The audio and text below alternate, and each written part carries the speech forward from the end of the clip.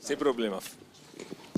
Vou me esforçar e tentar passar a mensagem principal. Desde já quero agradecer esse honroso convite da mesa organizadora, na pessoa do deputado Geraldo Rezende e de todos os que organizaram essa sessão, que eu acho que é, de fato, de fundamental importância para a gente discutir numa ampla discussão, acho que é importante. Bom, foi solicitado para falar algumas coisas de intercorrência respiratória, pensando nas abordagens respiratórias.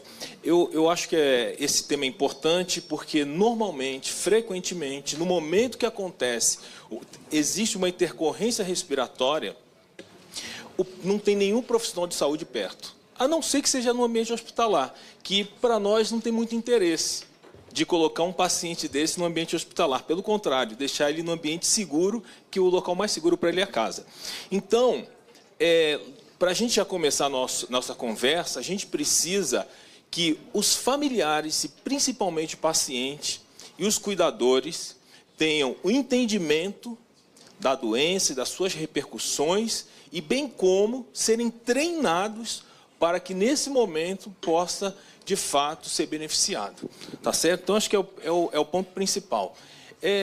A gente sabe que essa doença, já foi bem falada aqui, vai acometer os músculos, trazendo fraqueza muscular, e, de fato, traz a fraqueza da musculatura inspiratória, provavelmente que vai repercutir com hipoventilação e suas repercussões, como sonolência, às vezes noturna, não dorme direito, desatura durante a noite, então passa a ter um dia muito ruim e, às vezes, não é diagnosticado e não é investigado isso. Além disso, aumenta um trabalho respiratório e, às vezes, leva à microtelectasia, que a gente chama, ou seja, o pulmão não fica todo expandido como deveria. Outro problema sério que a gente, até hoje, tem apanhado muito é a questão da disfunção bulbar, que também já foi colocado em relação a prognóstico, né? A evolução por disfunção bulbar da fala, da deglutição, normalmente uma evolução mais rápida e uma evolução pior. Então, a gente sabe que com a disfunção bulbar vai também ter uma interferência importante na complicação pulmonar e, provavelmente, algumas intercorrências por causa disso, que vai dificultar a ventilação, bem como a eliminação de secreção quando necessário. E os respiratórios, isso aí que já é visto há muitos anos atrás, há várias décadas, que é a questão da tosse. Então, que também compromete a limpeza do sistema respiratório. Então, basicamente, né, de uma forma bem resumida, a gente tem algumas intercorrências, que é a hipoventilação, que, na verdade, é a falta de ar, o cansaço e aumento do CO2, que tem algumas repercussões, como, às vezes, até cefaleia, que é a dor de cabeça. Diminuição da saturação, que esses pacientes não têm problema de oxigenação. Quando cai a saturação, que é um problema de oxigenação, é às custas do ar que não está chegando no pulmão, não está chegando no alvéolo, então não oxigena às custas de uma hipoventilação e não de oxigenação. E por que o paciente precisa saber disso?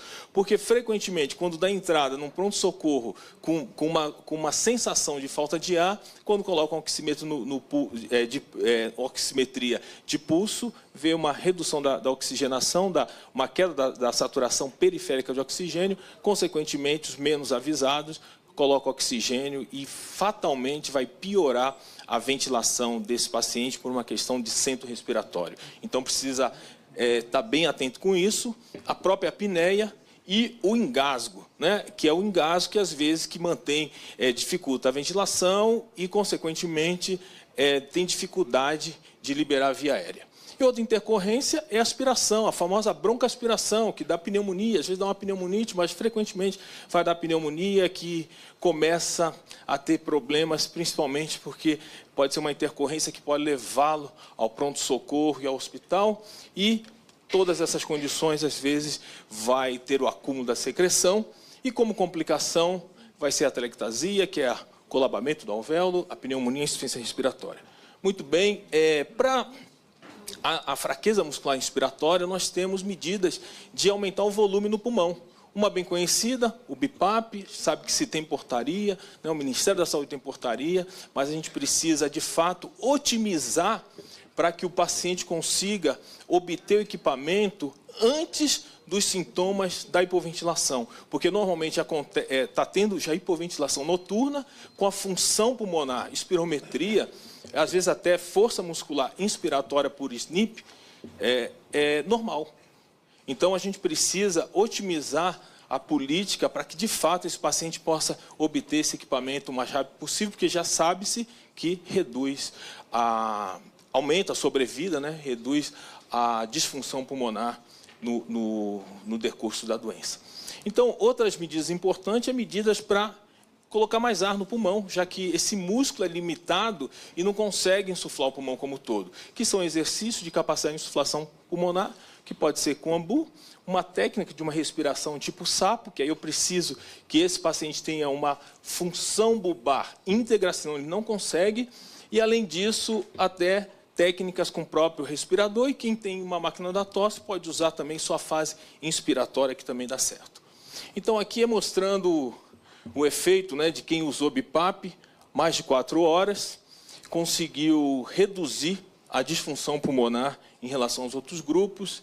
E aqui é uma coisa muito importante para a gente trazer para cá, porque nós precisamos ter equipamentos adequados de acordo com a fase da doença. É uma doença progressiva, então não dá para começar com o mesmo equipamento e seguir para o resto da vida com o mesmo equipamento. Vai depender do quê?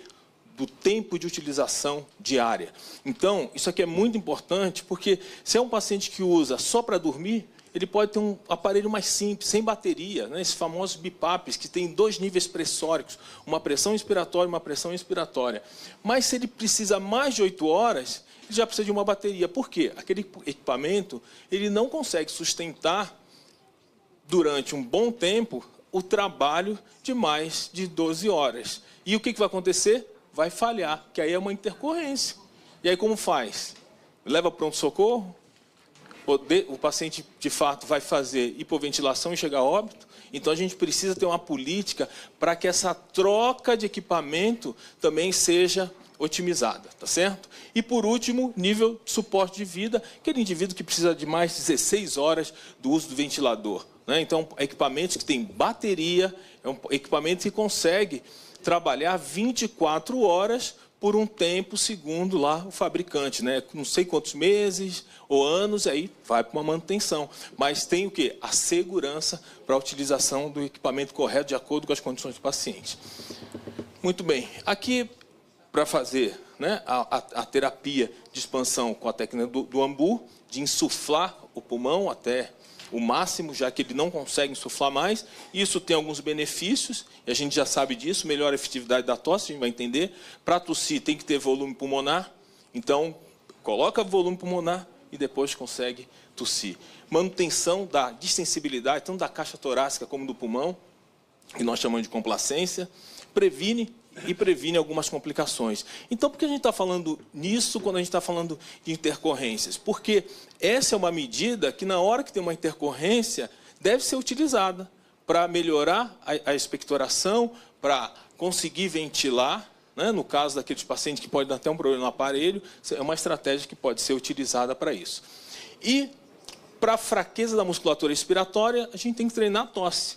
Mas se a gente viu que se ele não tem volume inspiratório, a gente precisa treinar essa tosse a partir de acomodar volume inspiratório nesse paciente. Então, a tosse é interessante, que a gente sabe que a primeira fase da tosse é uma inspiração. Então, primeiro a gente enche o pulmão para conseguir ter volume, fecha a glote em 0,2 segundos, depois, com o próprio volume e a ajuda da musculatura respiratória, a gente faz uma expulsão, né? Uma velocidade, um alto fluxo para conseguir eliminar a secreção. Então, eu preciso desses 3 mecanismos: musculatura inspiratória, condição bulbar boa, função bulbar íntegra e a musculatura expiratória para conseguir eliminar a secreção, que pode ser por um engasgo, pode ser por um outro problema.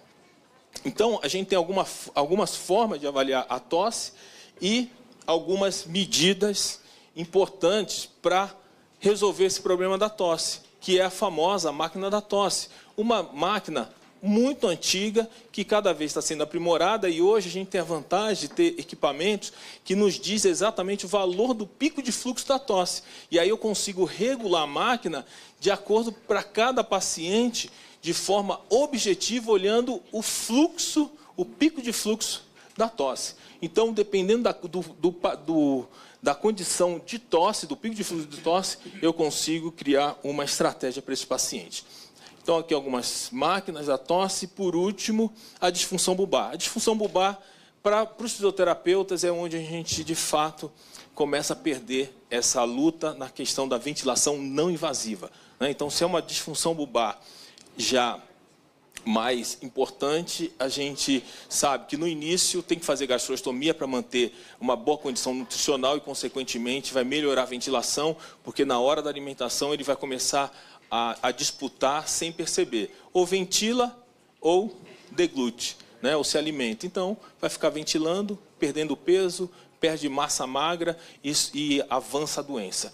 E, além disso, então, quando chega nesse momento, às vezes até com a gastrostomia a gente consegue uma boa ventilação não invasiva, mas às vezes avança por alteração até a espasticidade da musculatura, que impede a ventilação, a inspiração. Consequentemente, a gente perde e aí precisa de uma intervenção invasiva, cirúrgica, que é a famosa traqueostomia, e aí a ventilação não invasiva. E, por último, para fechar, aqui é um exemplo, né? Uma disfunção bulbar grave, uma paciente já com uma gastrostomia há algum tempo, e agora evolui com uma distensão abdominal muito grande, né, que tem risco, aí os médicos de plantão podem explorar melhor, de fazer translocação bacteriana, às custas da distensão da alça abdominal, né, da alça intestinal, perdão, e, consequentemente, pode chegar até a óbito por uma sepse ou coisa parecida. Então, a gente precisa olhar diferente, né? Então, precisa de políticas para que a gente possa intervir o mais precoce possível e também conseguir ajustar essas intervenções de acordo com o quadro clínico desses pacientes. Então, aqui é um exemplo também que, com a disfunção bulbar, a máquina da tosse não é eficaz, dependendo da disfunção, porque a via aérea fecha na fase inspiratória. Então, é outro problema que nos traz a limitação. E, então, já finalizando, aqui são algumas fotos mostrando, de fato, que, independente da condição de saúde, é possível promover e oferecer qualidade de vida para esses pacientes a partir do amor, do cuidado da família e com boas condições de intervenção. Muito obrigado, uma boa tarde. Obrigado, doutor Sérgio Mateus. Convido o próximo palestrante, doutor Daniel Alessandre de Souza Ribeiro, primeiro-tenente dentista da Força Aérea Brasileira. Vai discorrer sobre saúde bucal contra a esclerose lateral amiotrófica. Eu convido a deputada Carmen Zanotto para tomar assento aqui, tendo em vista que eu vou ter que